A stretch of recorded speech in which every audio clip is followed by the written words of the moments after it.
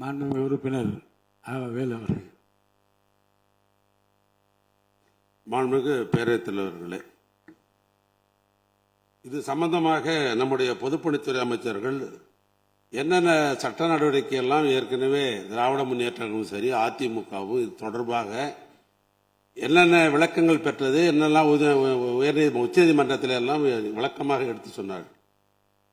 அது இருக்கிற பிரச்சனை என்னன்னா, உச்சநீதிமன்றத்திற்கு நாம் இப்போ நடுவர் தாவாவுக்கு போனோம்னு சொன்னோம்னாக்கா ஏற்கனவே 177.25 அந்த தீர்ப்பு அது எஃபெக்ட் இருக்காது, அது தள்ளுபடி செய்யப்படும் என்ற ஒரு பயத்தை தான் சொல்லுங்கிறாங்க, வேற ஒன்றும் அல்ல.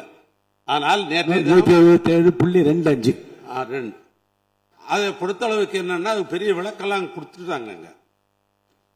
இது சம்பந்தமாக இப்படி சட்டமன்றத்தில் ஏகமனதாக ஒருமனதாக தீர்மானம் நிறைவேற்றப்பட்டு தமிழ்நாடுலாம் ஒற்றுமையாக தான் இருக்கிறாங்க மேகதாதுல என்று நாட்டு மக்களுக்கு செய்தி போயிருக்கிறது. கர்நாடகத்தை அப்படிதான் செய்தி போயிருக்கிறது. இதுபடி சட்டமன்றத்திலே எதிரும் புதிருமாக இது சம்பந்தமாக நாம் தொடர்ந்து விவாதம் செய்து கொண்டிருந்தோம் என்று சொன்னால் தமிழ்நாடு இதிலே ஒற்றுமை இல்லை என்ற நிலை கர்நாடகத்துக்கு ஒரு பெரிய தைரியத்தை உருவாக்கிவிடும். இது சம்பந்தமாக ஏற்கனவே பலமுறை சொல்லியாச்சு.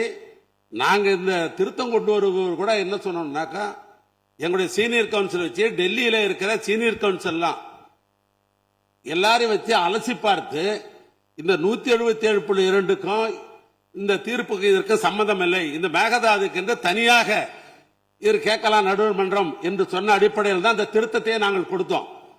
இதுல ஏதாவது பிரச்சனை இருக்கும் என்று சொன்னால் இப்ப அரசியல இருக்கிறவர்கள் அவர்கள் உயர்நீதிமன்ற நீதிபதிகள் அழைத்து இது பேசி நான் கொடுத்த திருத்தம் முறையாக தான் இருக்கிறதா என்பதெல்லாம் பார்த்து கூட அது முடிவு செய்யலாம். உங்களுடைய அறையில கூட முடிவு செய்யலாம், அல்லது முதலமைச்சருடைய அறையிலே முடிவு செய்யலாம், அல்லது நீர்வளத்துறை அமைச்சருடைய அறையிலும் இதை பற்றி பேசி முடிவெடுக்கலாம். ஆனால் மாமன்றத்தில் இப்படி விவாதம் செய்வதன் மூலமாக ஒற்றுமை என்ற நிலைமை ஏற்பட்டுவிடும். அதனால மீண்டும் சொல்றேன், நாங்க உச்சநீதிமன்றத்தினுடைய நீதிபதிலாம் என்ன தொடர்ந்து ஆட்சியில் இருந்து இது சம்பந்தமாக நாங்கள் பல தாவாக்களை பல வழக்கறிஞர்களை அலசி பார்த்து ஆய்வு செய்துதான் இந்த திருத்தத்தை நாங்கள் கொடுத்திருக்கிறோம். ஆனால் திருத்தம் என்பது ஏற்புடையதுதான். இந்த திருத்தத்தின் மூலமாக பழைய நீதிமன்றத்தில் வழங்கப்பட்ட காவிரி இந்த டிஸ்ட்ரிபியூஷன் இருக்கிற பிரச்சனை இதுல எந்த காரணத்தை கொண்டும் தடைபடாது, அந்த தண்ணீர் வரதான் செய்யும்.